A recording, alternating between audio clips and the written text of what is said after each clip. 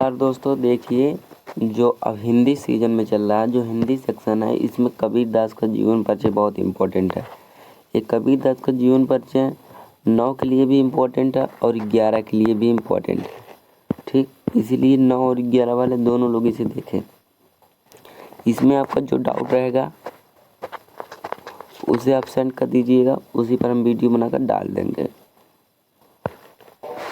देखिए, जो कबीर दास का था, अगर आप इसमें जो नोट पॉइंट रहेगा, याद करने वाली पॉइंट, यही याद कर लीजिए। उसके बाद जो भी जीवन परिचय होता है आप कहानी के स्वरूप में याद करा कीजिए।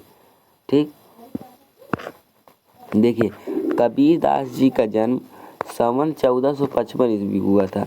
ठीक, सन 1455 ईस्वी को हुआ था और ईस्वी क्या 20वीं में हुआ था। अगर सन जब लगा उठता है तो उसे 20वीं कहा जाता है, और अगर हम ईस्वी की बात करें तो 1398 ईस्वी में हुआ था। ठीक, कितनी ईस्वी में हुआ था? 1398 ईस्वी में। इनका जो जन्म स्थान है वो काशी माना जाता है। कहाँ माना जाता है? काशी माना जाता है। इनकी पत्नी का नाम लोई था। इनका विवाह अल्पायु में हो गया था। इनकी जो भाषा थी वो पंचमेल थी। क्या थी? पंचमेल खिचड़ी कहा जाता था इनकी भाषा को। काहे कि ये सभी भाषाओं को मेल को बोलते थे। जैसे ब्रज भाषा भी बोलते थे, खड़ी भाषा भी बोलते थे। इनकी जो मुख्य रचनाएं थी उसे बीजक कहा जाता है। बीजक में 3 प्रकार की रचना आती है इनकी, जिसमें से पहला का नाम होता है साखी, शबद रामायणी। बस इसमें यही इतना ही आता है, साखी, शबद, रामायणी। और उसमें जो लेखन विधा है वो काव्य है। ठीक, इनका लेखन विधा क्या है? काव्य।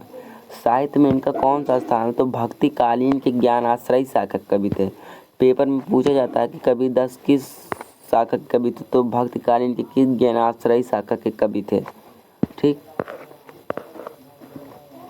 इसके बाद अब हम इनका विस्तृत अध्ययन कर लेते हैं इनके जीवन के लिए। ये वीडियो 9 और 11 दोनों के लिए इम्पोर्टेंट है, इसे आप याद कर लीजिएगा। देखिए, इनके अगर हम जन्म की बात करें तो प्राचीन मान्यताओं के अनुसार इनका जन्म काशी के लाहर तारा के आसपास हुआ था। ठीक, इनका जन्म काशी के लाहर तारा के आसपास हुआ था। इन्हें जो जन्म देने वाली, यह भी माना जाता है कि इनको जन्म देने वाली एक विधवा ब्राह्मणी थी। ठीक, क्या थी? एक विधवा ब्राह्मणी थी, जिन्होंने गुरु रामानंद के आशीर्वाद से एक क्या किया था? पुत्र की प्राप्ति की थी। उसके बाद इन्होंने समाज के डर से इन्हें लाहर तारा नामक तालाब में फेंक दिया था। काहे कि विधवा थी और उनको बच्चे हो गए थे। ठीक, जिसके परिणाम क्या हुआ था? कबीर दास जी का जन्म एक क्या हुआ था? आशीर्वाद से हुआ था। कबीर दास जी का जन्म एक आशीर्वाद से हुआ था, लेकिन उस विधवा का भय सताने लगा कि दुनिया उस पर क्या लगाएगी? लछना लगाएगी। इसलिए वह उन्हें उसी जगह से छोड़ दी। इस नवजात शिशु को कहाँ पर छोड़ दी? काशी के लाहर तारा नामक तालाब में छोड़ दिया। इसके बाद इनका जो लालन पोषण था, इनका लालन पोषण एक नीमू और नीरा जूल्हा दंपत, ठीक, नीरू और नीमा नामक जूल्हा दंपत ने किया था। इनके पास कोई संतान नहीं थे, इसीलिए इन्होंने इनका पालन पोषण किया था। इनके जन्म की अन्य भी मत हैं और भी मताएं आती हैं कि मान्यता की क्या क्या माना गया है। देखिए, कबीर पथ की एक दूसरी धारा के मुताबिक कबीर दास का जन्म एक दूसरी धारा के मुताबिक, देखिए दंत ग्रंथि है कि कबीर लाहर तारा तालाब में एक कोमल फूल पर हुए थे। ठीक, आप बताइए कोई फूल पर कोई मनुष्य हो जाएगा? ठीक, फूल पर हुए थे। यहीं पर वह बाल स्वरूप नीरू और नीमा को प्राप्त हुए थे। एक कहा गया है कि प्राप्त हुए थे। देखिए, इन पे एक दोहा भी प्रचलित है जो काफी प्रचलित, गगन मंडल के उतरे संत कबीर, गगन मंडल के उतरे संत कबीर, जलज माही पोढ़न किए सब पीरन के पीर। ठीक, कबीर के जन्म से जुड़ी बहुत तमाम बातें हैं। इनके जन्म में आप लिखेंगे तो लिख दीजिएगा पहले लाइन कि इनके जीवन में कोई विशेष मत नहीं है। कहीं कहीं इस बात का भी जिक्र होता है कि जो कबीर का जन्म स्थान काशी नहीं था बल्कि बस्ती जिले के मगहर और कहीं कहीं आजमगढ़ जिले में माना जाता है। इसीलिए जब कक्षा 9 और 11 वाले पेपर देते हैं बच्चे, वो जन्म स्थान हेडिंग डालकर लिख दीजिएगा जन्म स्थान काशी,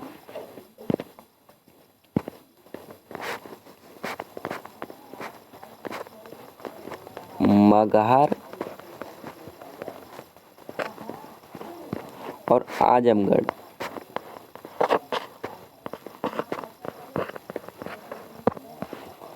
ठीक, काशी, मगहर और आजमगढ़।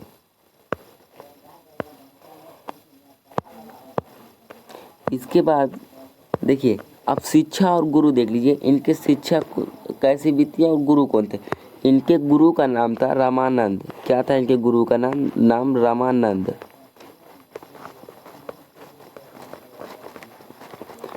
उनके ही आशीर्वाद से पैदा हुए थे।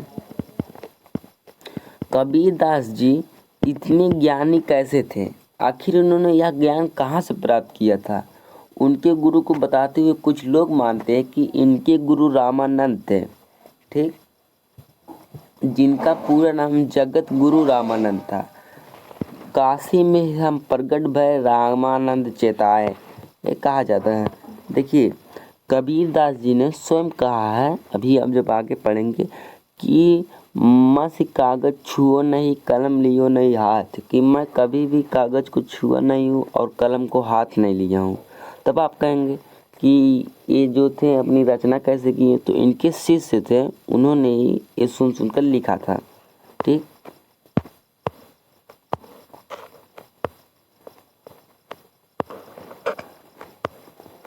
जन्म की मान्यता तो हो गई शिक्षक। अब कबीर दास के देखिए प्रमुख शिष्य, ये भी हेडिंग बहुत इंपॉर्टेंट है। कबीर दास के क्या प्रमुख शिष्य,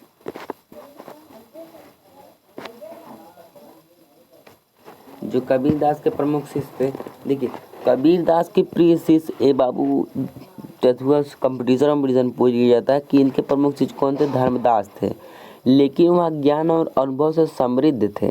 ठीक, सदगुरु रामानंद जी की कृपा से कबीर की आत्मज्ञान तथा प्रभु भक्ति का ज्ञान प्राप्त हुआ था। बचपन से ही कबीर एकांत प्रिय व चिंतनशील स्वभाव के रहते थे। ठीक, इनका जो जीवन था वो मुस्लिम और हिंदुओं के बीच में हुआ था। ठीक, मुस्लिम और हिंदुओं के बीच में हुआ था, इसीलिए इन्हें दोनों का ज्ञान रहता था, हिंदुओं का भी ज्ञान रहता था और मुस्लिमों की धर्मों का ज्ञान रहता था। और इन्होंने एक बार कहा था कि जो राम है, मतलब जो अल्लाह है और राम के क्या है, पुत्र हैं। इसीलिए मुस्लिम और हिंदुओं में झगड़ा छिड़ गया था। इन्हें कई बार दंड भी दिए गए, वो बात अलग की है, जब वो चर्चा मिलेगा तो कर दिया जाए। इनके अनुयायी और शिष्यों ने मिलकर एक पंथ की स्थापना की थी, जिसे क्या कहा जाता है, कबीर पंथ कहा जाता है। कबीर दास जी ने स्वयं किसी पंथ की स्थापना नहीं की थी। ठीक, वह इससे परे थे। यह कबीर दास सभी समुदाय व धर्म से आते थे, बौद्ध धर्म, सिख धर्म को मानने वाले थे। ठीक, जो कबीर दास थे, यह बात इन्होंने कही थी कि उन्हें जो ज्ञान मिला था वो राम की भक्ति से थे। क्या था, राम की भक्ति से था। वह रामानंद जी की देन से राम शब्द का ज्ञान था, उन्हें रामानंद जी ने दिया था। इसके पीछे एक रोचक कहानी है। देखिए अब एक कहानी आप पढ़िए। रामानंद जी उस समय एक बहुत बड़े गुरु के नाम से जाने जाते थे। रामानंद जी ने कबीर को अपना शिष्य बनाने से मना कर दिया था। ठीक, यह बात कबीर दास को अच्छी नहीं लगी थी। उन्होंने ठान लिया था कि वह बनेंगे उन्हीं के शिष्य तो उन्हीं के शिष्य।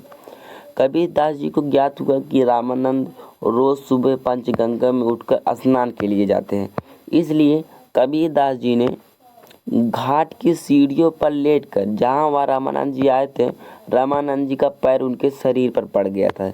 ठीक, जिससे वे काफ़ी दुखी हुए थे और इन्होंने उन्हें अपना शेष मानने के लिए मजबूरी कर दिया था। देखिए कबीर दास जी पढ़े लिखे नहीं थे, वो बात इस दोहे में मिलता है। उन्होंने स्वयं ही कहा था कि मस कागज छुओ नहीं, कलम लियो नहीं हाथ। ठीक, इसका जो अर्थ है मस कागज छुओ नहीं, कलम गई नहीं हाथ, इन्होंने कहा था मैंने तो कभी कागज छुआ ही नहीं है और कलम को हाथ से पकड़ी ही नहीं है। देखिए, मैं बहुत और बहुत विस्तृत अध्ययन करा दे रहा हूँ, आपको जो शॉर्ट में अच्छा लगे वही आप लिख दीजिएगा। कबीर दास की 3 रचनाएं थी। ठीक, कबीर दास की कितनी रचनाएं थी? 3 रचनाएं थी। एक का नाम था साकेत, शबद, रामायणी, और तीनों को जो आपस में जोड़ दिया जाता है तो उसी का नाम बीजक हो जाता है। जैसे समझिए, अभी एक गिलास पानी हम अलग रखे, एक गिलास पानी अलग, एक गिलास पानी अलग, सभी पानी को एक में जोड़ दे तो वो तो पनिया ही होगा ना। इसीलिए इनकी जो रचना थे उसका नाम क्या हो गया? साकेत, बीजक। कबीर दास जी की 3 रचनाएं मानी जाती हैं, जिससे पहली रचना साखी, दूसरी रचना शबद और तीसरी रचना रामायणी थी। वही शबद गेय पद है जिन्हें गाया जाता था, और शबद व रामायणी की भाषा ब्रज भाषा में है। देखिए, एक कंपटीशन में पूछा जाता है कि रामायणी किस भाषा में लिखी गई है, शबद किस भाषा में लिखी गई है, तो एक किस भाषा में लिखी गई है, तो एक ब्रज भाषा में लिखी गई है। इस प्रकार की रचनाओं का संकलन बीज नाम से प्रसिद्ध है, बीजक नाम से प्रसिद्ध है। इसके बीजक के जैसे मान लीजिए 3 चैप्टर थे, साखी, शबद और रामायणी। भक्त काल की निर्गुण काव्यधारा अर्थात ज्ञान और श्रेय शाखा के प्रतिनिधि कवि हैं। कबीर दास जी कई रचनाएं लिखे थे। ठीक, कबीर दास जी की कई रचनाएं थे, जिनमें अभी आप जब आगे पढ़ेंगे कई रचनाओं मतलब मेन रचना यही थी और यही लिखे ही थे। क्या क्या लिखे थे? रामायणी, साखी और शबद, इनकी यही 3 रचना मेन थी। देखिए, अब थोड़ा हम पॉइंट आपको यहीं पर समझा दे रहे हैं, कहा कि आप कहानी पढ़ रहे हैं आपको याद नहीं होता। इनका जन्म कब हुआ था? 1398 ईस्वी को। जन्म स्थान कहाँ माना जाता है? काशी, वाराणसी में। लेकिन कुछ मतानुसार इनका जन्म और कहाँ माना जाता है? तो काशी, मगहर, आजमगढ़। इनका जन्म कैसे हुआ था? तो गुरु रामानंद के आशीर्वाद से हुआ था। दूसरी दंत कथा क्या थी? दूसरी दंत कथा थी कि फूल से प्राप्त हुआ था। इनका पालन पोषण किसने किया था? तो 2 दूल्हा ने किया था, नीरू और नीमा नाम के। ठीक, क्योंकि उनके पास बच्चे नहीं थे। आगे चल के इनकी अल्पायु में विवाह हो गया था। इनकी पत्नी का नाम था लोई। ठीक, लोई, और लोई से एक पुत्र और एक पुत्री का जन्म हुआ था, जिनका नाम था कमाल। पुत्र का नाम था कमाल और पुत्री का नाम था कमाली। ठीक, इनके विषय में बहुत सी दंत कथा अलग अलग हैं। क्या नाम था? कमाल और कमाली। और इनके आपको पता है कि माता पिता के बारे में इनका अथुआ नहीं है कोई। अब देखिए, इनके गुरु का नाम क्या था? रामानंद था। इनकी कौन कौन सी रचना है? तो साखी, शबद, रामायणी। रामायणी और जो रामायणी और शबद है वो किस भाषा में लिखी गई है? तो ब्रज भाषा में लिखी गई। इनकी भाषा क्या है? इनकी भाषा पंचमेल खिचड़ी, जिनमें पंचमेल खिचड़ी कौन सी भाषा? तो ब्रज भाषा। सभी भाषाओं के मेल को ही कहते हैं पंचमेल खिचड़ी। ठीक, इन्होंने अपने द्वारा कोई कबीर पथ होत नहीं था। इनके गुरुओं द्वारा, इनके शिष्यों द्वारा क्या थे? कबीर पंथ बनाया गया था। इनके प्रमुख शिष्य का क्या नाम था? तो इनके प्रमुख शिष्य का क्या नाम था आप बताइए? धर्मपाल। ठीक, क्या है? धर्मपाल। इसके बाद अभी जो आपसे क्वेश्चन पूछा जाएगा उसे आप बताइएगा। ठीक, इसके बाद इसमें कुछ और नहीं है। कबीर दास की प्रमुख रचना कबीर ग्रंथावली कहाँ? अब देखिए, कबीर दास की मृत्यु, इनकी मृत्यु में भी बाबू काफ़ी अपवाद फैलाई है। ठीक, कबीर दास की मृत्यु से जुड़ी एक कहानी है। उसे ऐसा माना जाता है कि यदि काशी में कुछ लोग का मानता था, सच में कुछ लोग मानते थे कि अगर कोई व्यक्ति काशी में मरेगा तो वो डायरेक्ट स्वर्ग में जाता है, और अगर वही व्यक्ति कहाँ मरेगा? मगहर में मरता है या मगहर में उसकी डेथ होती है तो वह सीधा नरक में जाता है। कबीर दास जी ने इस मान्यता को तोड़ने के लिए खुद वहाँ से चले गए थे और जाकर मगहर में इनका अंतिम समय बीता था। कबीर दास की मृत्यु पर भी अपवादी थी। अब देखिए आपको बताया था, अब जो कबीर दास जी थे वो हिंदू धर्म और मुस्लिम धर्म दोनों में पले बड़े थे, इसीलिए उन्होंने हिंदू का भी हित चाहा था और मुस्लिम वर्ग के भी हित चाहा था।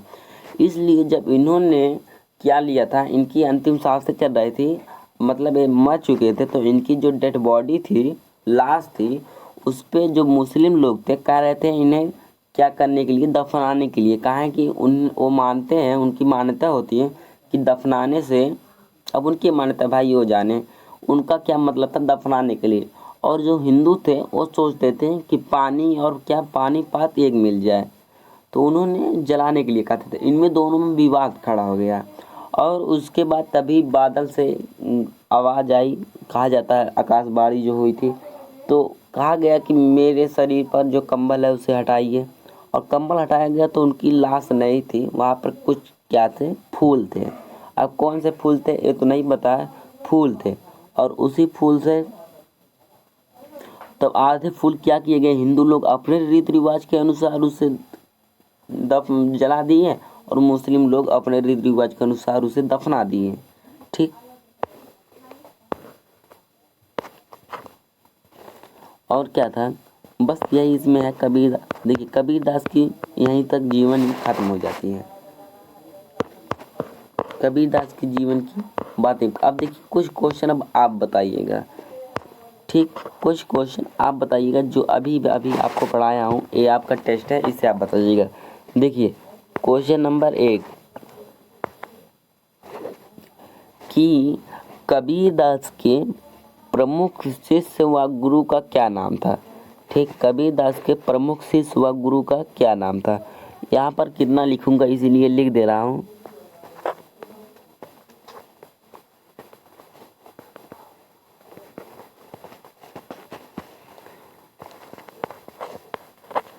गुरु का नाम बताइए। इसके बाद दूसरा क्वेश्चन है, उनका पालन पोषण किसने किया था। ठीक, उनका पालन पोषण किसने किया था।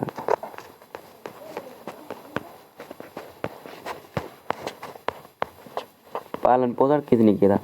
तीसरा क्वेश्चन, उन्हें किस तालाब के पास फेंक दिया गया था। ठीक, उन्हें किस तालाब के पास फेंक दिया गया था।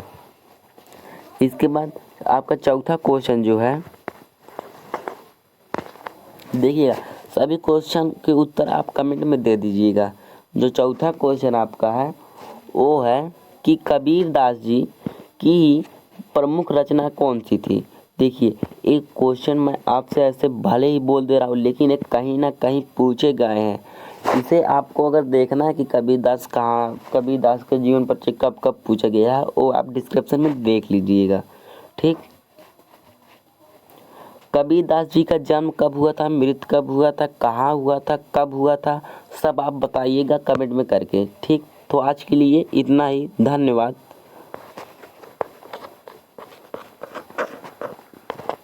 देखिए ये जब आपका ये हिंदी सेक्शन कंप्लीट हो जाएगा, अभी इसमें से 5 कवियों के कराने हैं और कभी अभी ख़त्म हो जाएंगे तो लेखक के करा देने हैं। उसके बाद जो इम्पोर्टेंट है यूपी बोर्ड के लिए कुछ ऐसे लेखक के कराए जाएंगे जो 10, 12 और 9, 10, 11, 12 तीनों के लिए इम्पोर्टेंट है। ठीक, क्या 9, 10, 11, 12 तीनों के लिए इम्पोर्टेंट रहेगा, उसे करा दिया जाएगा। इसके बाद जो ज़्यादातर 10 और 12 के लिए इम्पोर्टेंट रहेगा उसे करा दिया जाएगा। कहा है कि अब पेपर के लिए बहुत ही कम समय बचे हैं, 10 और 12 के लिए जो इम्पोर्टेंट रहेगा उसे करा दीजिएगा, और जो आपको ना समझ में आया आप कमेंट कर दीजिएगा, उसे हम बता देंगे। धन्यवाद।